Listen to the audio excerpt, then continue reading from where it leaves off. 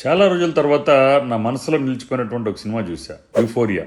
గుణశేఖర్ దర్శకత్వంలో వచ్చిన తెలుగు సినిమా. యూఫోరియాలో ఆయన అత్యవసరమైన అంశాన్ని ఒకటి తీసుకున్నాడు. ఈ సినిమా ప్రతి కుటుంబం చూసి ఆలోచన చేయవలసిన ఒక ముఖ్యమైన సందేశాత్మక కథ.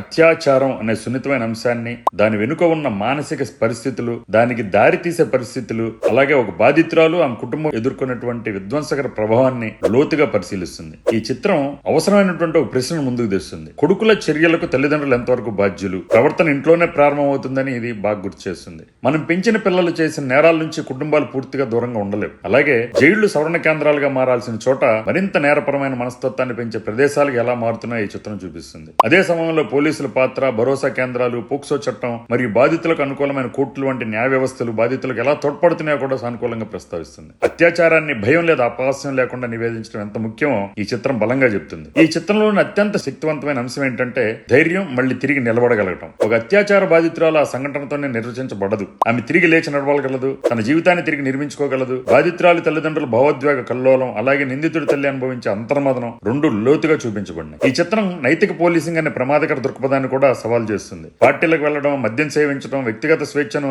వినియోగించడం ఓ మహిళలకు లేదు అనే భావనను తీవ్రంగా ఖండిస్తుంది. మత్తు పదార్థాల వినియోగం మరియు అతిగా పార్టీల సంస్కృతి యువత జీవితాలను ఎలా ప్రభావితం చేస్తున్నాయో కూడా ఆలోచింపజేస్తుంది. ప్రత్యేకంగా టీనేజర్ల తల్లిదండ్రులు, నిజానికి ప్రతి ఒక్కరూ యూఫోరియా తప్పక చూడాలని నేను బలంగా సిఫార్సు చేస్తున్నాను.